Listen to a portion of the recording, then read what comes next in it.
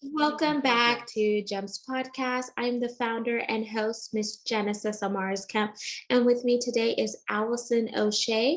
And here's a bit about Allison.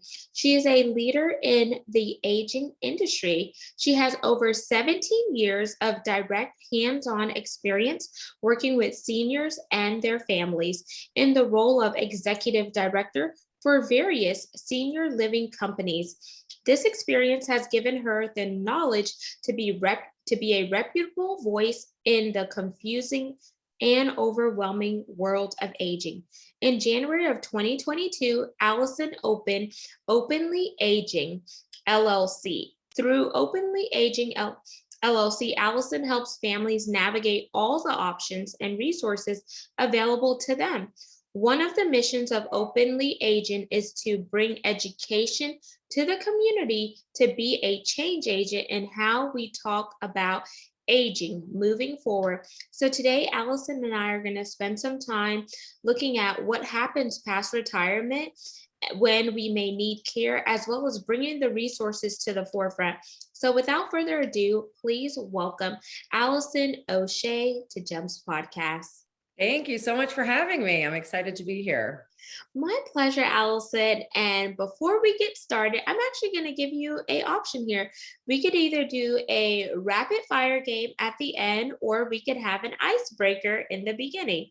What would you like? Ooh, let's go with icebreaker at the beginning. Okay, awesome. We're breaking the ice, y'all. So you can share a crazy thing that you've done in your life or a fun but interesting fact about yourself. Ooh, okay. I guess I should have thought about this. So crazy. I don't know. Or interesting fact. Well, I guess interesting fact I use quite often is I have lived in 6 different states, all growing up. So from the Northeast, I haven't crossed the Mississippi, but Northeast to the South, and now I'm in North Carolina, which is still the South, but a little up. So I've have met a wide variety of people and been around a wide variety of people. So that's kind of something I, enjoy telling people. Super cool. Did you move because maybe a military family or just No, my because? dad worked for an airline company, and he just, was promoted, and he's kind of a spontaneous kind of guy. And so a new adventure always awaited. And so it was fun.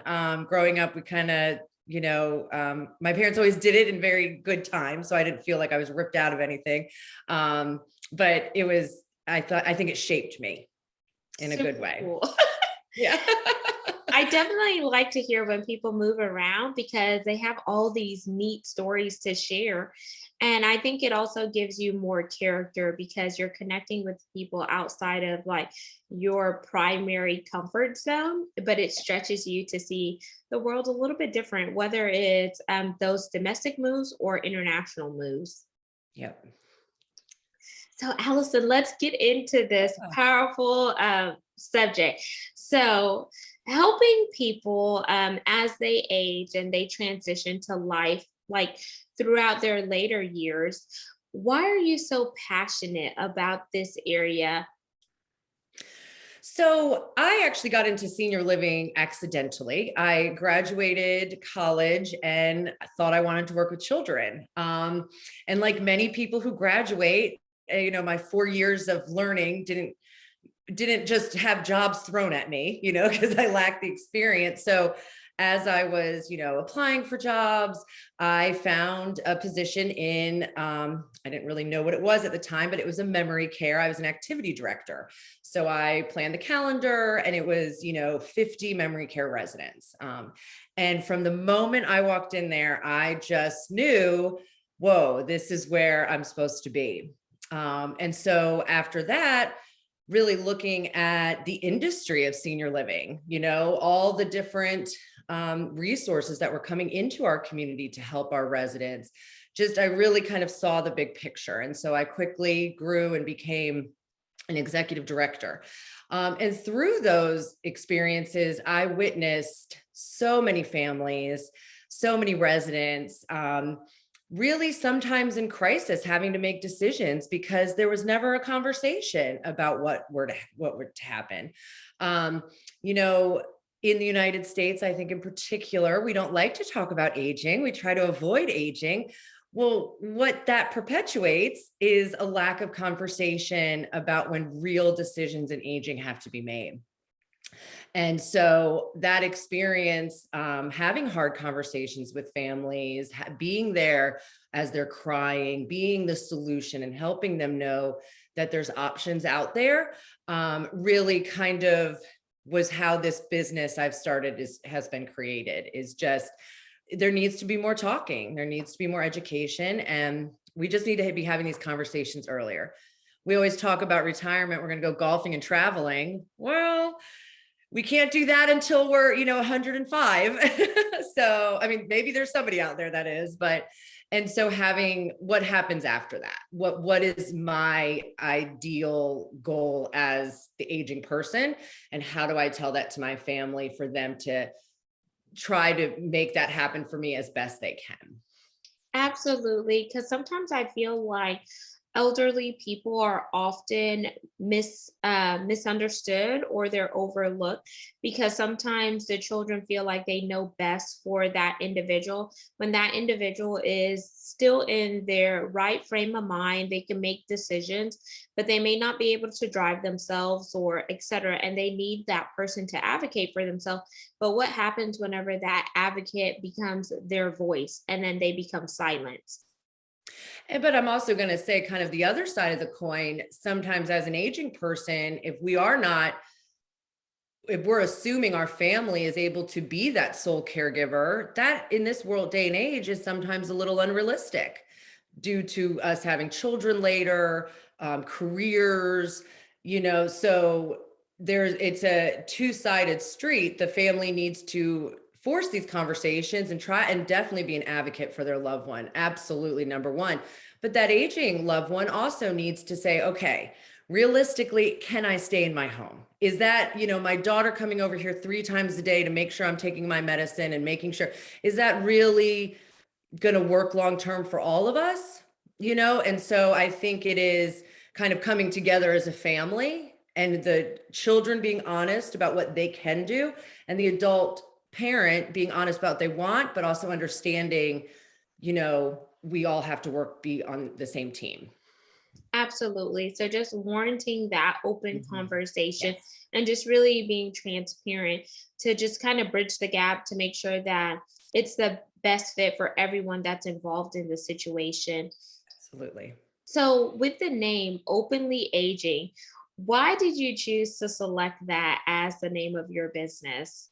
Well, and I also, you probably can't see, but if you look me up, which I hope people do, my mascot is a little elephant. People always ask me about that. It's the elephant in the room. We need to talk. We need to talk openly about aging. I always tell people, my husband and I in particular, I mean, we're young relatively. We're very social. We have tons of friends. We love getting together with people.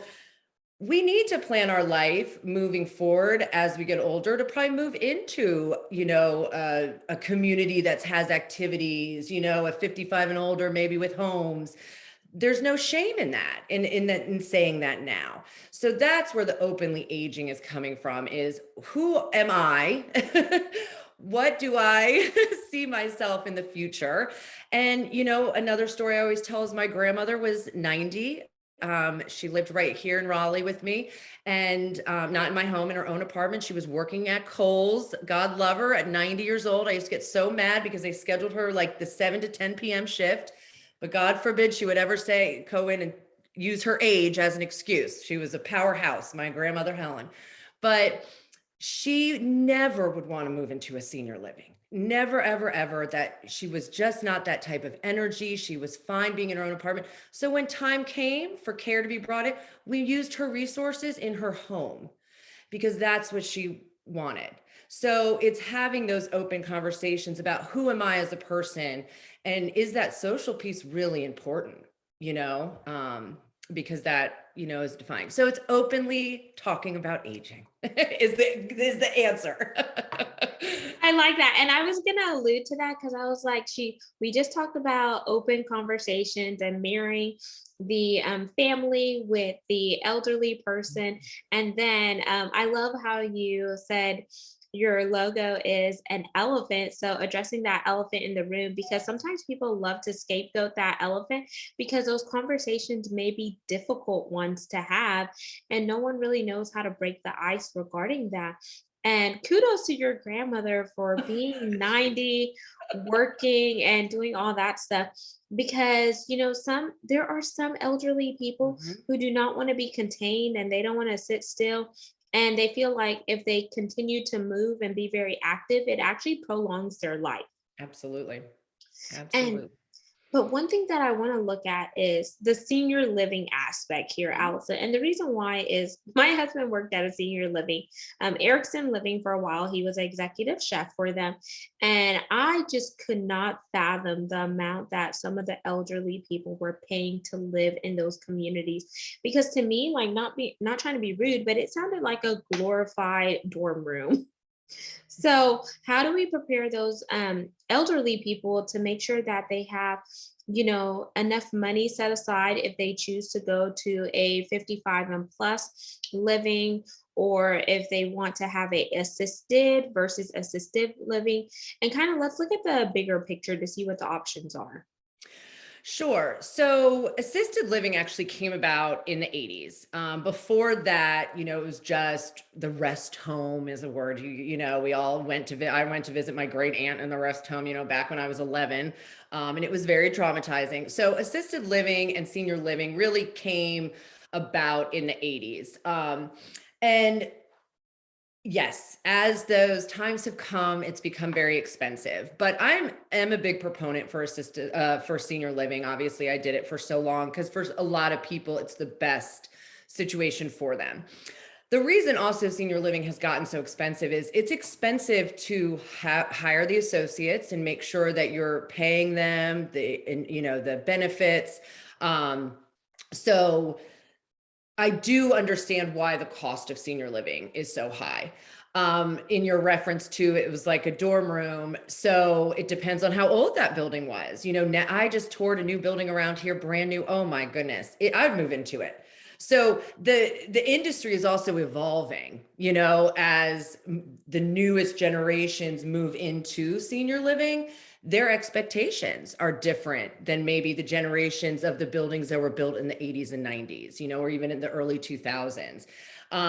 So when you're navigating your search is, of course, what amenities are important to you, but it is expensive. And that is going to be an interesting thing that we see as we move through the next generations, because especially our generation, I don't know how old you are, but we don't have pensions, we don't have all those things. And even a lot of the residents I've worked with have long-term care insurance, which nowadays is just, yeah, long-term care insurance. They did not expect to have as many people accessing their policies as are. And so a lot of them have gone bankrupt. A lot of them are consolidating. So that option really isn't going to be there either for, the younger generation. So it'll be interesting to see how the costs, if they continue to rise, if they even out. But it is an expensive endeavor. So really that's why it's important to talk about it now, as young as you are, to be able to say, okay, we need to put a plan in place to at least have that as an option, because that is a struggle for a lot of people that are aging. And why I think a lot of people don't talk about their desires is because if money is a concern, it limits you tremendously. And that's a whole other industry of, lower income seniors and resources, out there for them. But yes, it is expensive. Absolutely, because Yes. I'm based in Texas, and the place that my husband worked at, it was like 4 grand a month. Oh, And that's on the lower end. yeah, that was a lower end. Yeah. And there's some that are 6 grand. Then there's some that are just the apartments where it's like the independent style, Mhm. but then they have to pay for all the other amenities. So once you add that up, that also plays a factor. So one thing that I would like to see is financial advisors talking to elderly people and making sure that they really break down certain things so that elderly person understands it, because sometimes people prey on elderly people because they feel like, oh, they're not going to question me or whatnot. So I think that should be a big component too, as you are preparing for past retirement, making sure that you're having those conversations with a financial advisor or a financial planner, getting your family involved early on rather than later, looking at, okay, what type of health insurance and coverage do you need? Because as you get older, certain things just don't work the same as they did before. And just making sure you have a bulletproof plan that is allowing you to really have the lifestyle that you want, but is conducive. Yep. And there's a lot of financial planners in most cities. I would say in all cities that do specialize in late retirement, and really putting a plan in place financially for you to have plans for that I'm calling it late retirement. Yep. And that is very important. It's all about the planning. It really, truly is. So I know you give resources. So, what are some of the resources that you help your clients with? So what a lot of people don't realize they don't realize, but especially right now, senior industry is just booming. I mean, there is, what I've been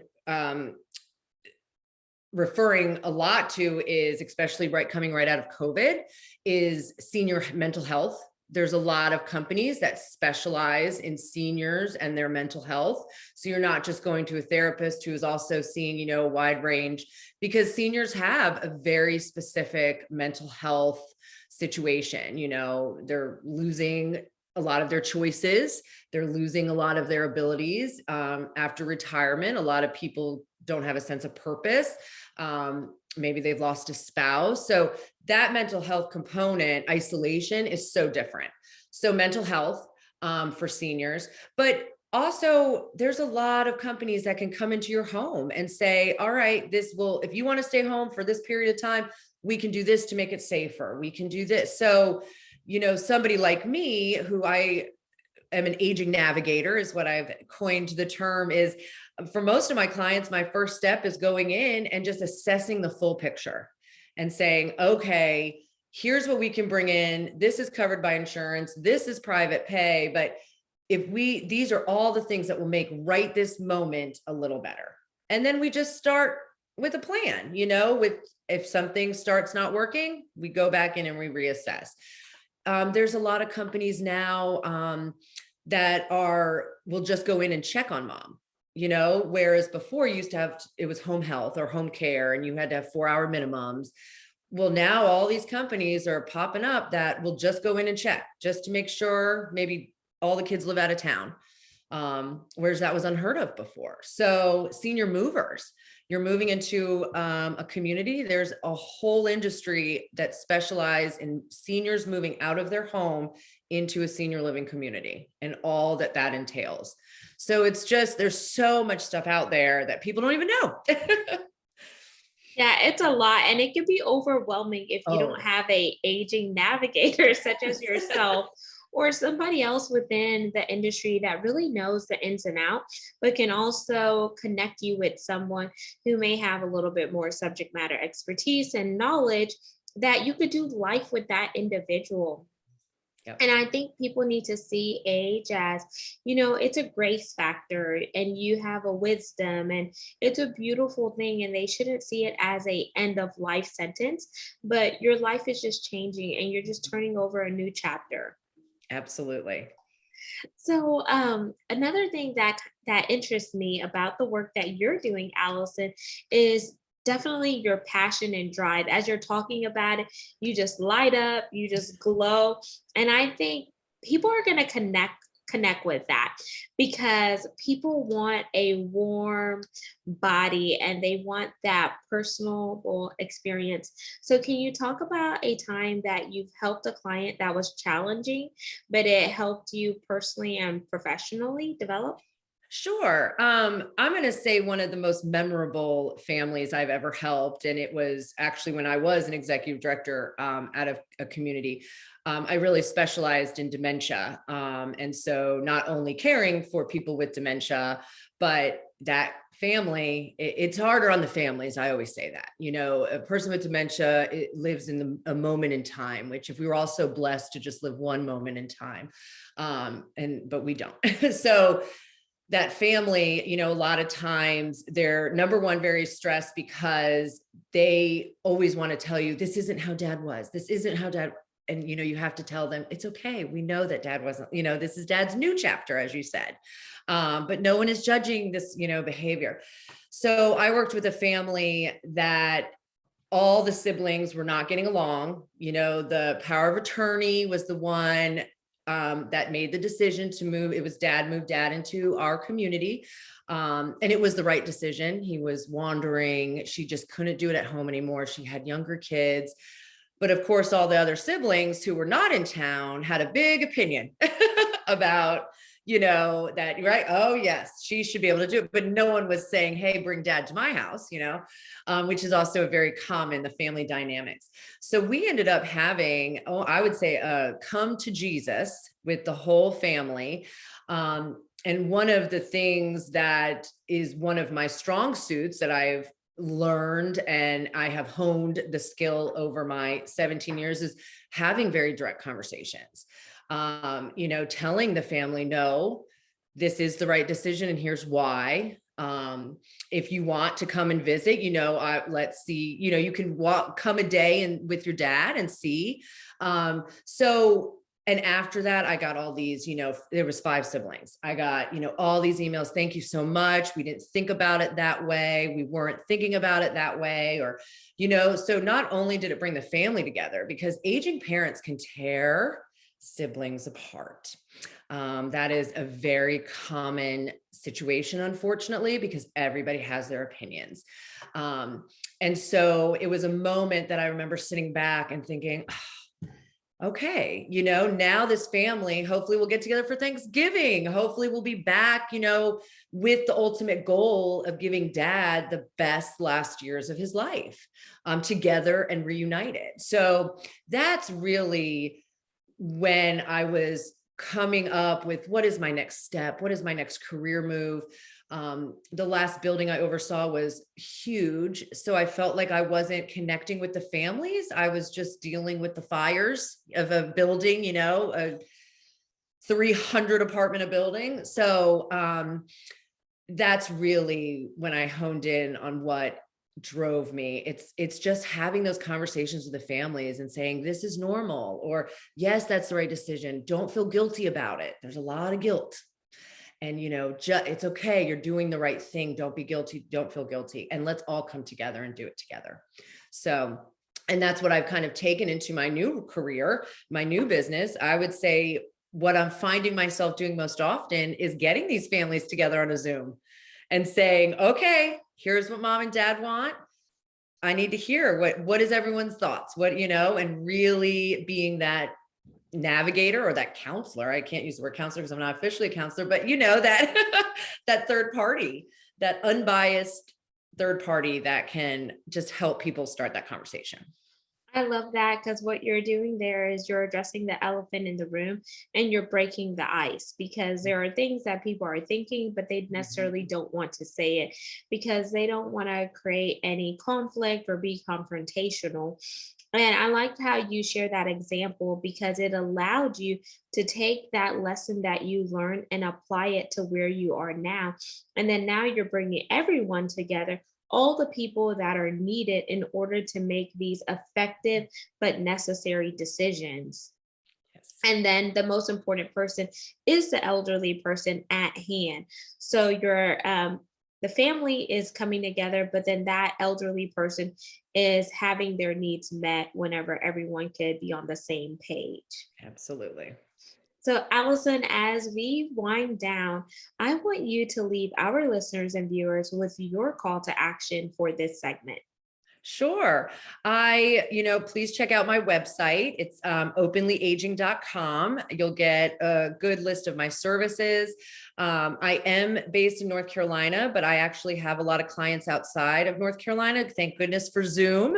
And nowadays, everyone is used to doing Zoom in their virtual work life. So that's been a great advocate. I've been able to really come into people's homes through Zoom and just have honest conversations and just say, hey, what's the next step?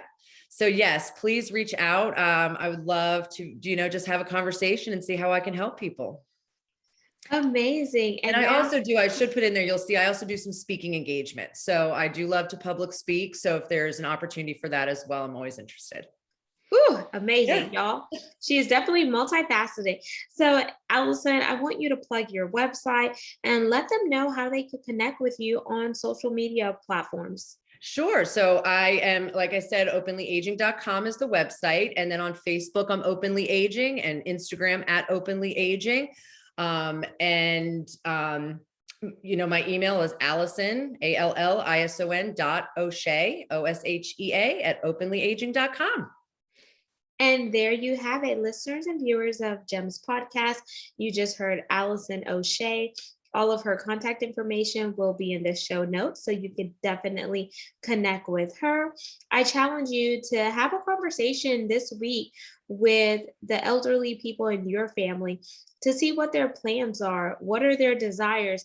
And if they don't have any plans, then start planning early. That way they can make sure that they are comfortable in their later years. It's never too early to engage in a conversation, but it definitely needs to be had before things go down south and people are at each other's throat, metaphorically speaking. So I definitely want to challenge you to just start by asking the question, what does your plan look like after retirement? Do you have enough money saved up? Do you need help? Do you know what the resources are? Just ask those questions just to stimulate the conversation and get that going. And then lastly, but not least, make sure you subscribe and share this segment. We're on 40 plus platforms. Also connect with us on YouTube at GEMS with Genesis Amaris Kemp for all things video content. And we are currently looking for brand sponsors for GEMS Podcast, where the mission is to educate, inspire, and motivate while we intersect the dots between diversity, equity, inclusion, and belonging, because it takes all of us coming together to make this world a better place and really walk out our mission. We're also ranked in the top 3% globally out of 2.8 million podcasts per www.listennotes.com. And you can find out more information about becoming a sponsor by heading on over to genesisamarisKemp.net. Until next time, peace, love, and lots of blessings. Have yourself an amazing day and take the challenge and help your loved one out.